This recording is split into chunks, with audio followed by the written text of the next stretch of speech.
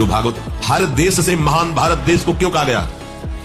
ऐसा भी है कि अन्य देश स्वीकार किया जाता है कि हमसे धनी है, स्वीकार किया जाता है कि वैज्ञानिक तत्वों में भी हमसे आगे है, पर भारत को महान धर्मशाली देश कहा गया है। कोई भी किसी भी देश का धर्मगुरु हो हमारे देश में आएगा, हमारे ऋषियों के सूत्रों से ही अपने धर्म को पुष्ट करेगा। साफ का मूल जड़ भारत धर्म का है। कहीं भी हो, कहीं भी देख लो, चाहे जिस देश का नाम लो, कहीं ना कहीं किसी भारत के ब्रह्म ऋषि की छाप लेकर के डोल रहा है। भारत भोग प्रधान देश नहीं है, भारत धर्म प्रधान देश है। यहाँ धर्म गुरुओं के द्वारा धर्म स्थापना करके चलाया जाता है। यहाँ आज जो हम समझ रहे हैं कि बाहरी परिपाटी हमारे भारत में आ जाए तो भारत आधुनिक और सर्वश्रेष्ठ देश माना जाएगा, कभी नहीं। भारत अपनी परिपाटी से चलता है, तब सब देशों के ऊपर राज्य करता है। किसी भी देश में न पतिव्रता मिलेगी, न यति मिलेगा, ब्रह्मचर्य का कहीं नामो निशान नहीं मिलेगा। ये भारत देश में ही मिलेगा। यहाँ ब्रह्मचारी मिलेंगे, यहाँ सती मिलेंगे, यहाँ प्राणपण से धर्म का पालन करने वाले मिलेंगे। अब हमारे जो नई पीढ़ी है वो आधुनिकता को स्वीकार कर रही है। गर्लफ्रेंड, बॉयफ्रेंड, कौन सा रिलेशन है, लिव इन रिलेशन, ये हमारे कहीं किसी भी धर्म ग्रंथ में लिखा हो तो आप बता दीजिए। बाल्यावस्था से आज तक जितने भी धर्म ग्रंथों का स्वाध्याय हुआ कहीं भी लिखा हो तो ये बोलो सर्वनाश का स्वरूप है कि नहीं है? अभी बच्चा ना तो लोक को जानता है, ना परलोक को जानता है, ना हित को जानता है, ना अहित को जानता है। अभी उसका ब्रह्मचर्य किसी काम लायक नहीं हुआ और वो उतर गया व्यभिचार में। क्या होगा उसका जीवन? क्या होगा जीवन? चाहे वो स्त्री स्वरूप में, चाहे पुरुष स्वरूप में हो, क्या बिना संयम के ये पशुता के व्यवहार से किसी की ना लौकिक उन्नति होती है, ना परमार्थिक उन्नति होती है? पर कौन सुनेगा? यही कहा जाएगा पुराने जमाने के शास्त्रों को केवल वर्णन कर रहे हैं, ये क्या जाने आधुनिक जमाने को। तो आधुनिक जमाने की दशा क्या, और यहाँ खोल करके देख। सहने में जो आनंद है भोगने में नहीं है, विश्वास करो। ये भोगी सब देखो मच्छर नहीं उड़ाए उड़ते, सच्ची मानना। छोटी छोटी बातें, छोटे छोटे विकार, कल्पनात्मक भय, ये सब मच्छर है। ये सब आकर के मेरी करते क्लेशी अशांत, नींद नहीं आ रही, नाना प्रकार की चिंताएं ग्रसित। किसी भी घी दूध में उतनी ताकत नहीं, किसी भी बलिष्ठ पदार्थ में, किसी भी स्वर्ण भस्म, चांदी भस्म में ताकत नहीं जो ब्रह्मचर्य में है। आप केवल अगर ताकतवर बनना चाहते हो तो अध्यात्म बल से भी संयुक्त कर देगा आपको ब्रह्मचर्य।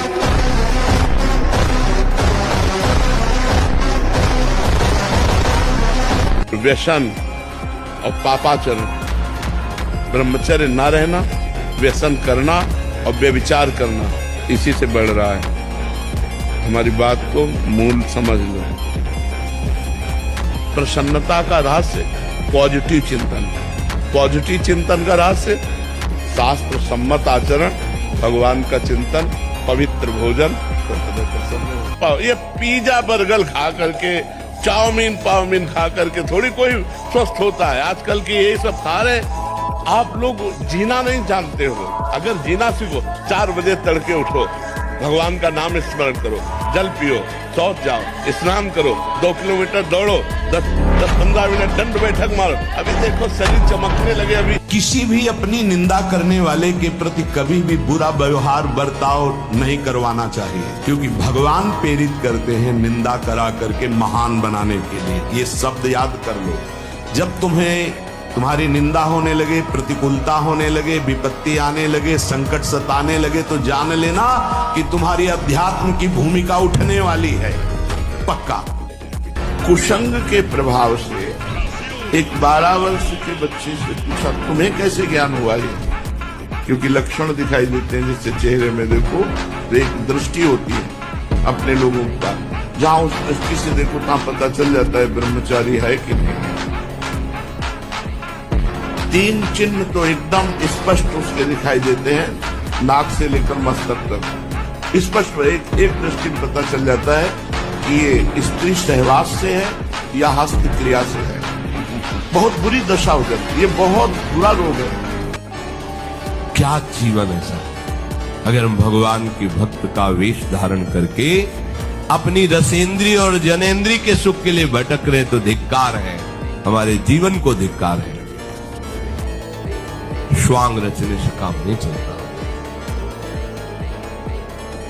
अपने जीवन को प्रभु के चरणों में जो समर्पित कर देता है वही महात्मा बनता है।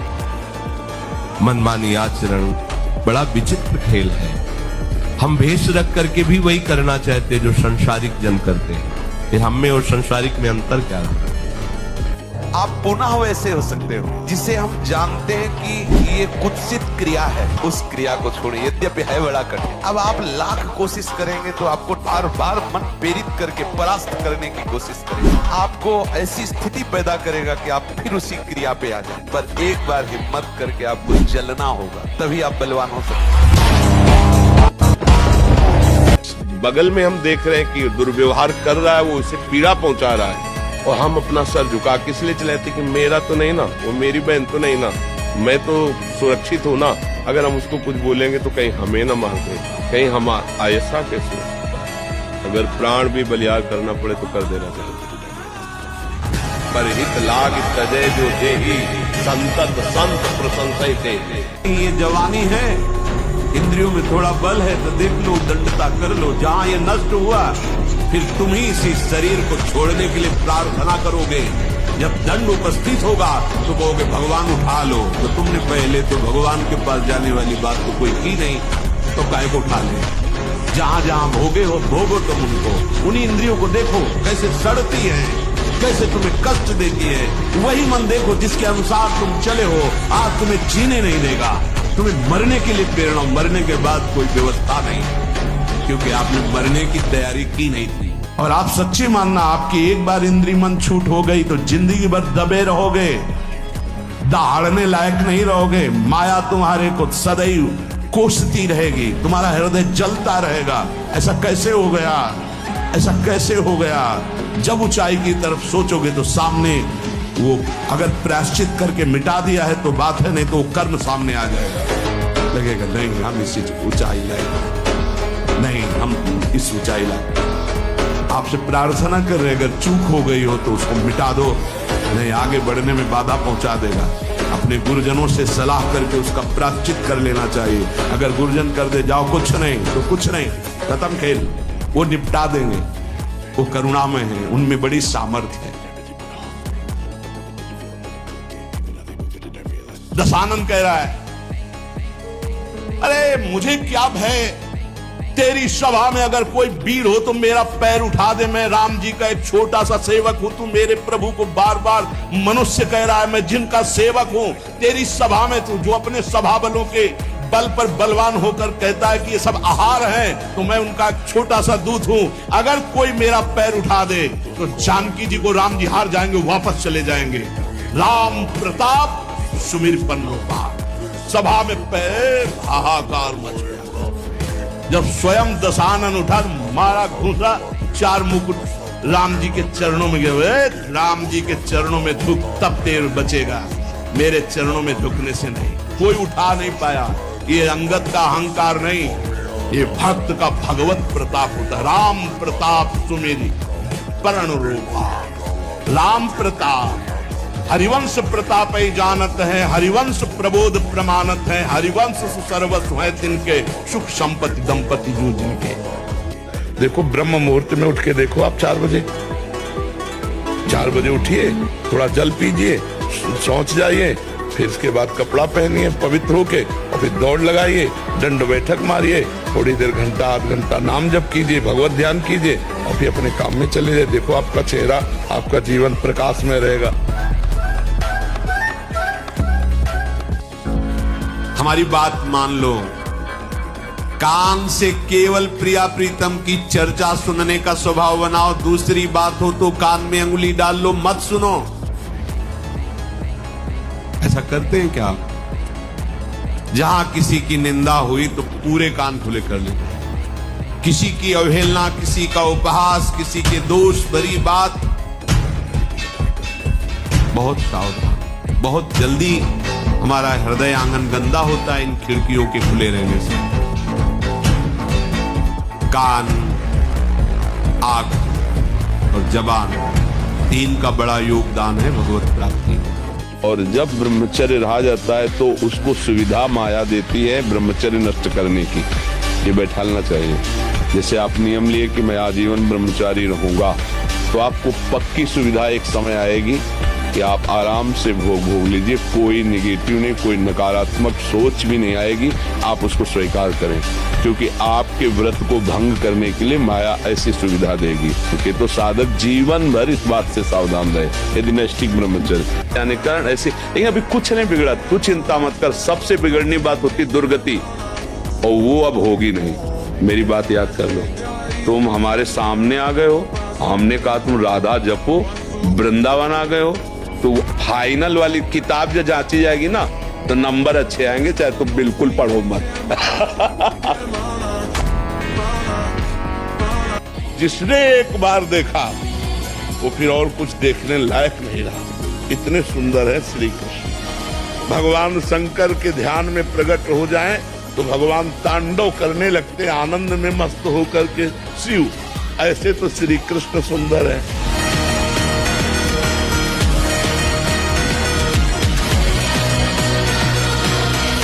महाराज जी, संसार में रिश्ते ज्यादा महत्वपूर्ण हैं या पैसा? क्योंकि समाज में पैसों के लिए न पैसा महत्वपूर्ण, न रिश्ता महत्वपूर्ण। संसार में महत्वपूर्ण भगवान का भजन। रिश्ता भी मरेगा, पैसा भी छूटेगा, दोनों महत्वपूर्ण है क्या? न रिश्ता टिकाऊ है और न पैसा टिकाऊ है। शरीर को पचाने के लिए 1 घंटा व्यायाम की जरूरत है। दवा कोई वर्जिश से बेहतर नहीं, नुस्खा है कम खर्च, बालान से शक्ति बढ़े, फुर्ती लहे, चोट न अधिक पिराए, अन्न पचे चंगा रहे, कसरत सदा पाए। कम से कम 1500 दंड बैठक मारियो, फिर 2-4-6 घंटे पद्मासन सिद्धासन में नस नाड़ी एकदम शुद्ध, तब वो ब्रह्मचर्य लगना चाहिए कि ब्रह्मचारी जा रहा है। संयम में रहना ही विद्या का वास्तविक स्वरूप है। अपनी इंद्रियों को संयम में रखना, अपने को संयम में रखना, बुजुर्गों का, गुरुजनों का, शास्त्र का, भगवान का भय रखना हृदय में। सावधान, संयम एक बहुत बड़ी सामर्थ्य है, पर जब तक आपका ब्याह नहीं होता है तब तक आप संयम से रहो। जो तुम्हें संयम भ्रष्ट करे वो तुम्हारा दोस्त नहीं दुश्मन है। इस बात का परिणाम खुद आप आगे देख लेंगे, चाहे वो बच्चा हो, चाहे बच्ची हो, चाहे स्त्री हो, चाहे पुरुष हो। अब मैं आज जान गया कि पृथ्वी वीरों से रहित हो गई। अगर मैं ऐसा जानता कि इस भूमंडल में कोई वीर ही नहीं अजगों का खंडन करने वाला, तो मैं ऐसा प्रण नहीं लेता मेरी जानकी कुंवारी रह जाएगी। ऐसे विकल होके वीर विहीन मही मैं जानी। जनक जी ने इतनी बात जेव ही कही तो लक्ष्मण जी कूद पड़े सिंह शावक की तरह उछलकर, और कहा कि जहां रघुकुल भूषण भगवान श्री राम विराजमान हो जनक, ये बड़ी तुमने निराशापूर्ण बात कैसे कह दी? तुमने ऐसी बात कह दी जहां रघुकुल भूषण भगवान श्री राम विराजमान है। ताल ठोकी और कहा, हे जनक, जहां रघुनाथ जी विराजमान होते वहां ऐसी बात नहीं कहते। तुमने ऐसी बात कैसे कह दी? अगर मेरे स्वामी का आदेश हो जाए अभी तो पूरे ब्रह्मांड को कच्चे घड़े की तरह तोड़ दूं। ये अजगौ पुराना 100 योजन एक बार में दौड़ते हुए जाऊं और इसको ऐसे कमल लाल की तरह तोड़ दूं, मेरे स्वामी का आदेश। ये अहंकार नहीं है। अगर बच्ची का स्वभाव बन गया गलत, बच्चे का स्वभाव बन गया 4 गर्लफ्रेंड बनाने वाला, तो वो अपनी पत्नी में संतुष्ट नहीं रहेगा, वो अपने पति में संतुष्ट नहीं रहेगा। ये हम चिल्ला चिल्ला के कह रहे हैं, इसको समझ जाओ, नहीं तो परिणाम खुद आप देख ही रहे हो।